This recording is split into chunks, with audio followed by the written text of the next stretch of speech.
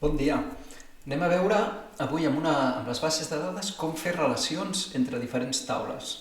Com i per què. Vale? Ho veurem amb un exemple d'una floristeria, que és un exemple molt senzill per aprendre a fer relacions, però que no és un exemple que després serveixi per a una botiga real. Vale? Després us explicaré quin problema té i en un altre vídeo intentarem solucionar-ho. Però de moment aprendrem a fer relacions amb l'exemple senzill, perquè si us explico tot al mateix temps, ni ho seguiu vosaltres ni ho segueixo jo. Vinga, endavant.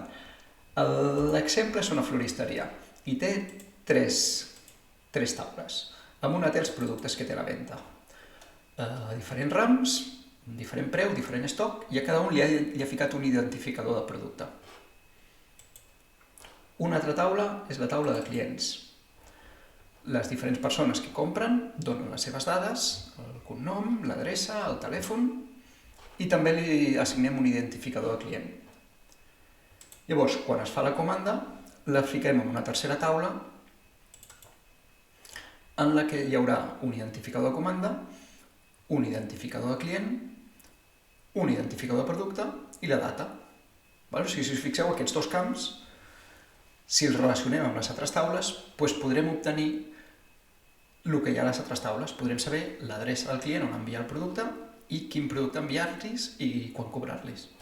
Llavors, per relacionar les taules, vaig a Eines, Relacions. I primer no n'hi ha cap i em diu quines puc afegir. I si en tingués moltes, aquí m'apareixerien totes. Aquí només m'apareixen les 3 que tinc.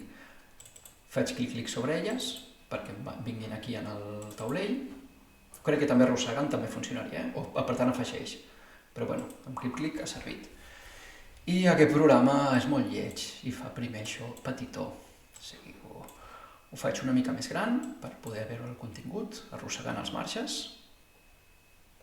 Si teniu el ratollet nyigui-nyogui, no és trivial. I ho arrosseguem també simplement per estar més còmodes. Llavors, què vull relacionar les taules? Doncs l'únic que he de fer és triar quins camps són els que es relacionaran. I és important que els camps estiguin definits igual. O sigui, l'ID client serà aquest ID client. Aquí podria tenir un altre nom, Aquí podria dir, aquest camp li podria haver dit client. Però sí que és important que el contingut sigui el mateix i que la definició del camp sigui la mateixa. Si això és un enter, això té que ser un enter. Si això és un enter que l'he definit amb un número concret de xifres, amb un format concret, aquí és important que sigui exactament igual, perquè si no donarà error. O sigui, és com si el que hi ha aquí fos el que hi ha aquí. Si des d'un lloc li dic d'una forma i l'altre d'una altra forma, la liarem. I amb això el mateix, arrossego ID producte cap a ID producte i ja està, ja he fet les relacions.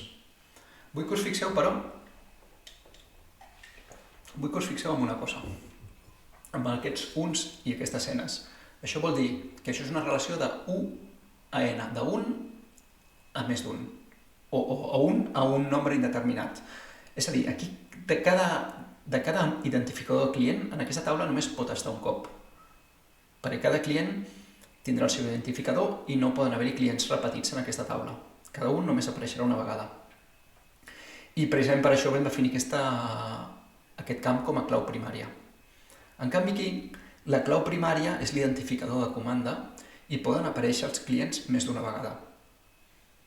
Perquè a la taula de comandes tindré cada comanda que es fa i un mateix client, si queda satisfet, em anirà comprant rams de roses cada vegada que tingui un aniversari o una cita o el que sigui. Doncs amb això no entrarem. Llavors, com que aquí és únic i aquí no ho és, UN. I aquí, N1 en realitat és el mateix, però cap a l'altre costat. Aquí l'identificador de producte pot aparèixer diverses vegades perquè diverses persones poden estar comprant rams de roses, o una mateixa persona pot fer diferents comandes de rams de roses, i en canvi aquí l'identificador de producte és únic i per això aquí surt l'1 i per això precisament l'havia fixat com a clau primària. O sigui, aquests uns i aquestes enes, a vegades hi ha llibres que ho expliquen que sembla superdifícil, però ens ho ha posat ell directament. Jo només he arrossegat els camps creant el mateix per crear la ratlleta. Que m'equivoco? clic sobre la ratlleta, suprimir. Que el vull tornar a posar? Apreto i arrossego. I ja està, ja sabeu fer relacions. Ara el problema que us planteixo i que intentaré resoldre en un altre vídeo és, fixeu-vos que tal com està muntada aquesta taula, si aquest client vol comprar diversos rams, què ha de fer? Una comanda diferent per cada ram. Veieu? Tal com està muntat això seria així. Llavors, si és una floristeria que venen a comprar rams de tant en tant i que cadascú és un ram per impressionar amb una parella, ok, però si és algú que té diverses nòvies i vol comprar diversos rams, com puc fer que tingui una comanda que inclogui diversos rams? Doncs això ho veurem en propers vídeos, però si abans de veure el següent vídeo heu intentat solucionar vosaltres el problema, entendreu més la solució. O sigui, és com si us ensenyo a fer el cub de Rubik abans d'intentar-ho. Intenteu això, intenteu definir les taules que calgui per tenir una botiga que permeti vendre diversos productes al mateix client amb una sola comanda. Vinga, ens veiem al proper vídeo i intentem solucionar això. Adéu.